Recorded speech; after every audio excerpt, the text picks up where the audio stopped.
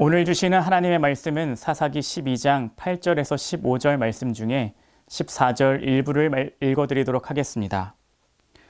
그에게 아들 40명과 손자 30명이 있어 어린 낙이 70마리를 탔더라. 사사기에 나오는 사사들 중에 소사사로 구분되는 사람들이 있습니다. 이들은 성경에 나오는 분량이 적게 나옵니다.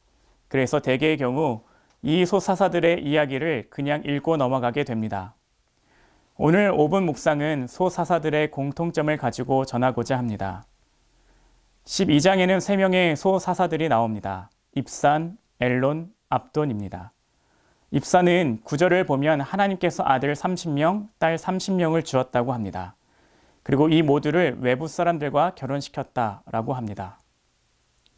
엘론은 단 한 줄로 정리됩니다. 10년간 이스라엘을 다스렸다가 죽었다. 압돈은 40명의 아들과 손자 30명을 두었습니다. 그 아들과 손자들은 70마리의 어린 나귀를 탔다라고 되어 있습니다. 압돈은 8년간 이스라엘을 다스렸다가 죽었습니다. 이렇게 말씀드린 소사사들의 모습 속에 한 가지 특징이 발견됩니다. 바로 평화로운 상황이라는 것입니다. 평화롭고 부유함을 누리는 상황이 느껴지는 것이죠.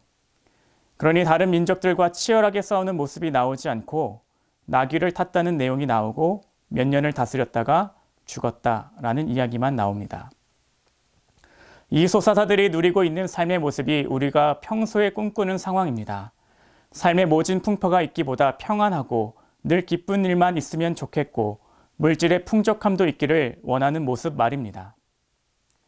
요즘 학생들의 장래 희망 높은 순위 중 하나가 건물주라고 합니다. 건물주 이전에는 공무원이 1순위였습니다.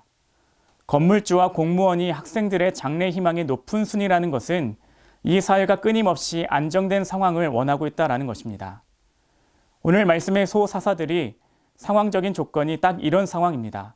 태평성대에서 다른 나라가 공격해왔다는 이야기가 없습니다. 오히려 자녀들 많이 낳고 어린 나귀를 한 사람씩 탈 수 있을 정도로 풍족함을 누리며 살고 있는 상황을 말씀은 전해주고 있습니다. 그래서 오늘 본문 말씀을 묵상하며 이런 질문을 해보게 되었습니다.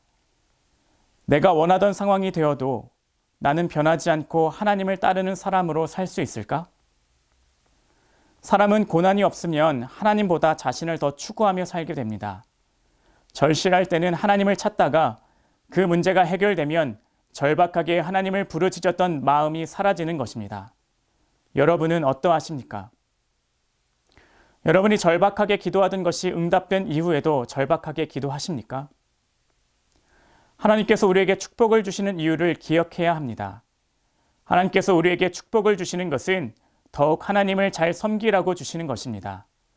그것 때문에 하나님과 멀어지라는 것이 아니라 그것 때문에 감사하고 그것으로 더 다른 사람을 섬기라고 주시는 것입니다.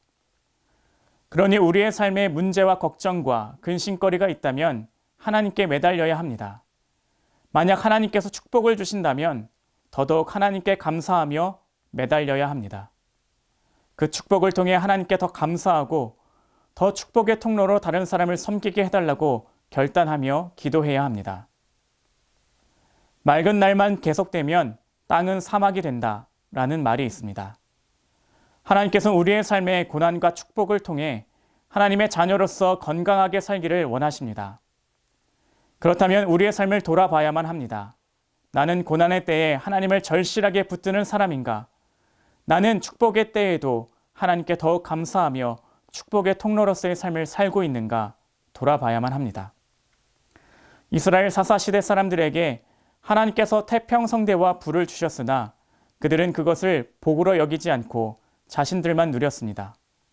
하나님과 멀어지는데 그것을 사용했습니다. 그러니 기억하시기를 바랍니다.